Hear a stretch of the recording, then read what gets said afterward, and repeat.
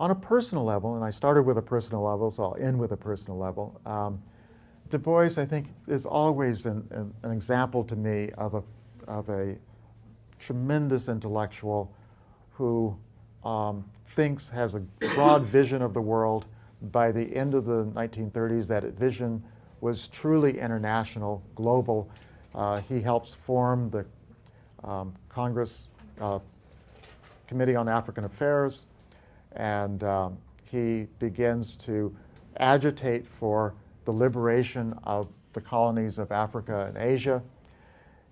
He, I think, is a pioneer, along with Paul Robeson, in terms of broadening the perspective of Black Americans to see the relationship between the African American struggle and the struggles around the world. But at the same time, he has this broad vision, and perhaps because he has it, because his concern is for the liberation of people around the world, sometimes there were blind spots in terms of his own personal life. Now, I mentioned that with respect to the marriage of his daughter, but this is from his autobiography, one of his autobiographies. I said there's more than one. And this is a reflection by Du Bois, and I'll end with this because I think that it's both poignant, honest, painful, but he's trying to come to terms with why it is that he can care so much about the world's problems, but yet on a personal level, he doesn't seem to make friends easily. People consider him aloof. He has difficulty dealing with issues of gender and sexuality, as you saw with his daughter. And he said, on one aspect of my life, I look back upon with mixed feelings, and that is on matters of friendship and sex. I couple them designedly because I think they belong together. I have always had more friends among women than among men. This began with the close companionship I had with my mother. I drank no alcoholic beverages until I went to Germany, and there I drank light beer and Rhine wine. Most of the American men I knew drank whiskey and frequented saloons which from my boyhood were out of bounds. Indeed, the chief blame which I lay on my New England schooling was my inexcusable ignorance of sex, which I had when I went south to Fisk at 17. I was precipitated into a region with loose sex morals among black and white, while I actually did not know the physical difference between men and women. At first, my fellows jeered in disbelief, and then became sorry, and made many offers to guide my abysmal ignorance. This built for me inexcusable and startling temptations.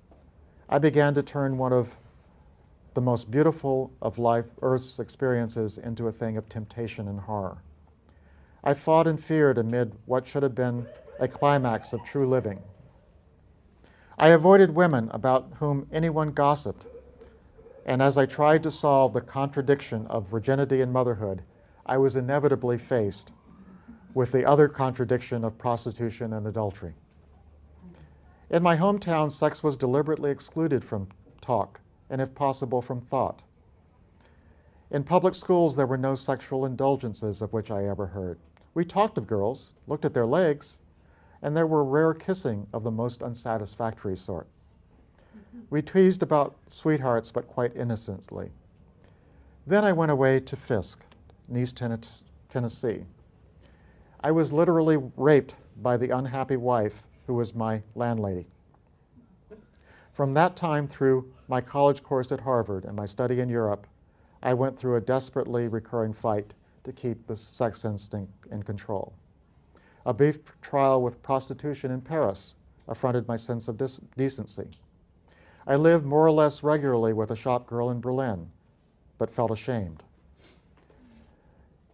Then when I returned home to teach, I was faced with the connivance of certain fellow teachers at adultery with their wives. I married a girl whose rare beauty and excellent household training from her dead mother attracted and held me. I married at 29, and we lived together for many years. It was not an absolutely ideal union, but it was happier than most, so far as I could perceive. It suffered from the fundamental drawback of modern American marriage, a difference in aim and function between its partners. My wife and children were incidents of my main life work. I was not neglectful of my family. I furnished a good home, I educated the child, planned vacations and recreation, but my main work was out in the world, not at home. That worked out for me because my wife appreciated, but was too busy to, that work out there my wife appreciated, but was too busy to share because cooking, marketing, sweeping and cleaning, and the endless demands of children. This she did naturally without complaint until our firstborn died.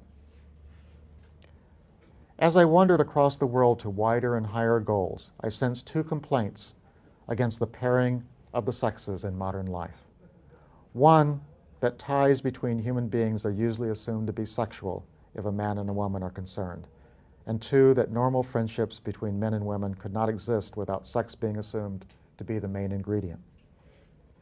Also, if a man and a woman are friends, they must be married, and their friendship may be cloyingly intimacy, often lasting 24 hours a day with few outside friends of the opposite sex, on pain of gossip, scandal, and even crime of engulfing the family. My travel and work away from home saved us from this. One difficulty of married life we faced, as many others have. My wife's lifelong training as a virgin made it almost impossible for her to ever regard sexual intercourse as not fundamentally indecent. It took careful restraint on my part not to make her unhappy in this most beautiful of human experiences. This was no easy task for a normal and lusty young man. As I said, most of my friends and helpers have been women. From my aunt, mother, cousins, to my fellow teachers, students, secretaries, dreamers toward a better world, sexual indulgence was never the cause or aim of these friendships. I do not think my women friends ever gave my wife harm or unease. I was thoughtful of her comfort and support and her treatment in public and private.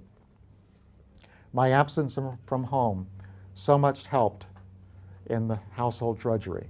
I still make my own bed in the morning. For many years, I prepared my own breakfast, especially my coffee. I always leave a bathroom cleaner than when I enter. I have often wondered if my wife's limitation to a few women friends, then they chiefly housekeepers, and if her lack of contact with men because of her conventional upbringing and her surroundings, if this did not make her life unnecessarily narrow and confined.